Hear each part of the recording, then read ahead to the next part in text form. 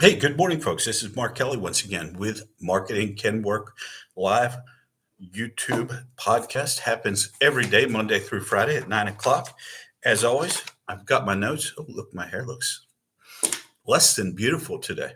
But I do have my friend, Uncle Scrooge, with me today. Finally, I own Inbound Revenue. The Marketing Can Work podcast, if you're not familiar with it, talks about the everything you need to know for your small and medium sized business and your agency, and how agencies and businesses can work together, and how you can inculcate marketing into your business in an effective way.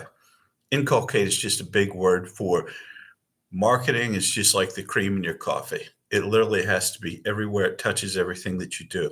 So every day when I talk on here, or when I uh, make YouTube videos or post on social or send out newsletters, I talk about how I talk and educate based on years of experience of having owned my own business and years of experience having run an agency, been a consultant, a contractor, worked in agencies. And I try to bring those two things together so that you have a better shot at being successful in your own marketing. I have a plan for today.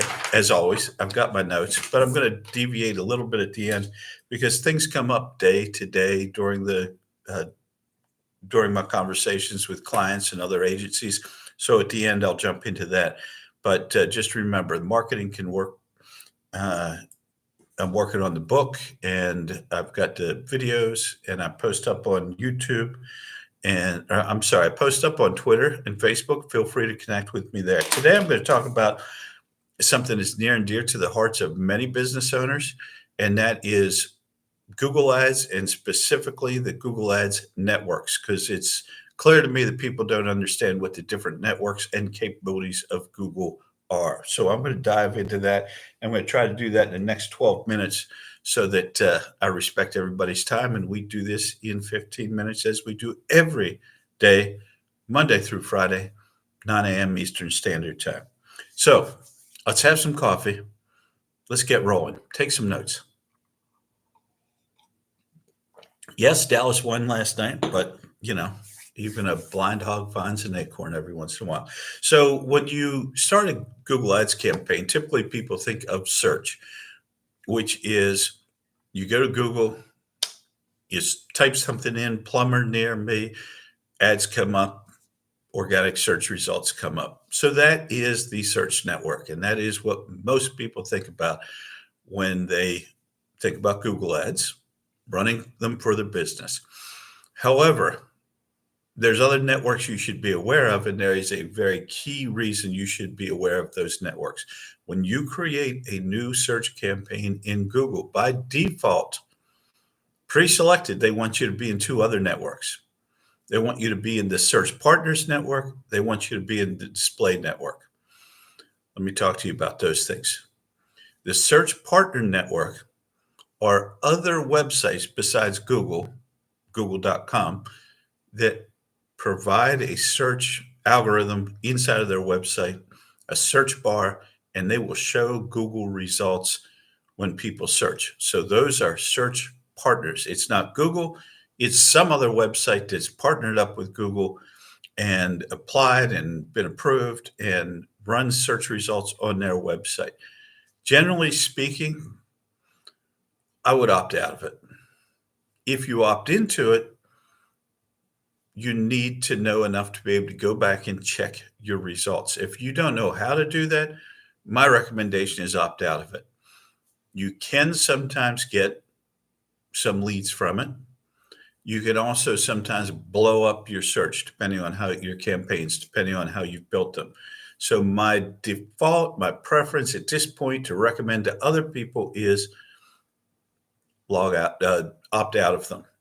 The other one that I will tell you 100% of the time to opt out of is the display network. So we've talked about the search network. That's Google's standard, google.com.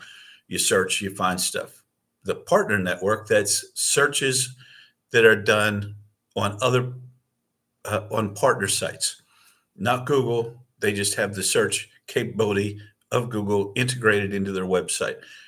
I lean towards opting out of that, especially if you don't know how to check your results. And display, 100% don't opt into that. You'll be opted in by default.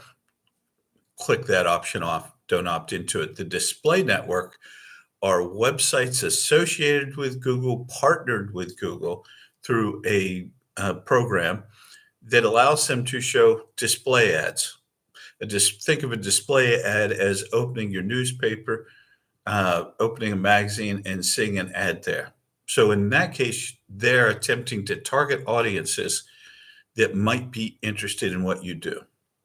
The problem is that they're not very effective. If you want to run a display campaign for awareness, for branding, for the potential for leads, you can do that. Do it in a separate campaign. Don't opt into the display network. So those are the three major networks you're going to run into with your when you're creating a search campaign.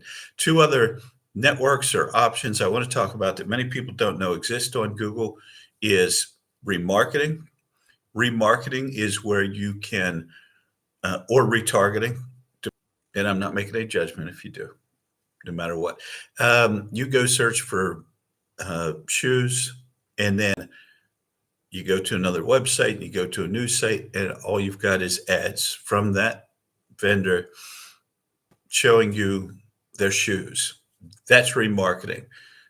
They drop a cookie to track you in your browser, and then for some period of time afterwards, they will track you around and show you ads, and that is remarketing. And it's often used, especially in e-commerce, but also for services as well. So in e-commerce, what they'll do is especially if you like add something to your cart, but you don't finish the purchase, you're a high value target. You got it to the cart. You didn't press the buy button. You didn't enter your credit card. You haven't ordered it. So you're a high value target. They're going to come after you. They're not, they're not the mafia, but they're going to pursue you using remarketing throughout the websites that you visit. So that's remarketing. That's another network. The other one that requires you to have a YouTube channel on YouTube. And YouTube, by the way, is a Google property. For those of you that don't know, Google owns YouTube. You have to have a YouTube channel, but you can run ads on YouTube. So you can run all kinds of different types of ads, but if you ever go on YouTube, you've seen them. They either show up at the beginning, they show up at the top when you're searching for something, they interrupt you're watching a 15-minute video, you're watching your news or your sports, and all of a sudden, boom, ad pops up. And you have to click through it to skip it. Excuse me. So you can run ads on YouTube. Now, we know what search is good for. People are searching for you. You run an ad, they click on it, they go to your website or landing page. Hopefully they call you or submit a form. Boom, you have a prospect for a client. What's the display network and YouTube network good for? Those are good primarily, in my opinion, for brand awareness and obviously for remarketing. And you can remarket on YouTube as well. But mostly it's making people aware, getting them into the very top of your funnel so that you can push them down. It's not as likely that they're going to see a display ad or a YouTube ad and make a purchase.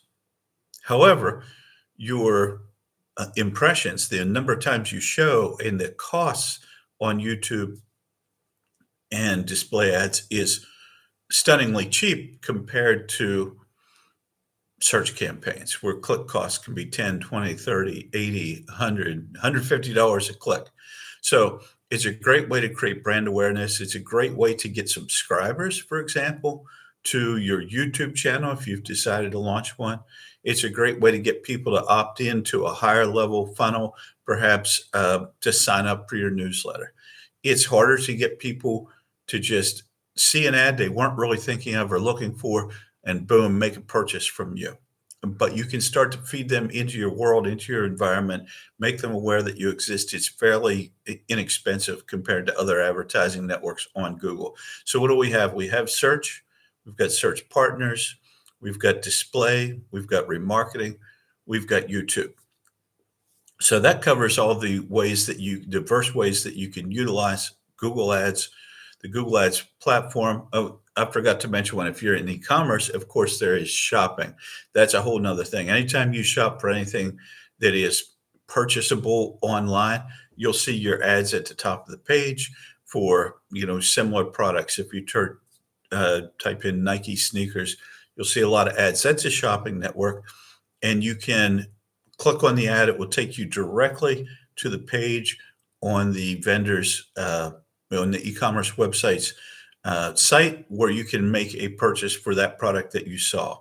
And you can go through and look at different, you can go through and look at 100 different ads and decide which ones might be of value to you, or ones that you might want to buy. You click on it, takes you right to a site where you can make a purchase. That is important to know about shopping ads, is they're going to take you to a site where you can make a purchase, not where you can just learn more. It's not just informational. It's a site where you can make a purchase.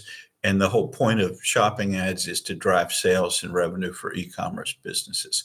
So we'll throw that one in there. And one thing I want to mention about just situations come up. I have a lot of conversations every day with business owners, agency owners, et cetera. You can always connect with me, Mark Kelly, on Facebook or Twitter. Check us out on YouTube at Inbound Revenue.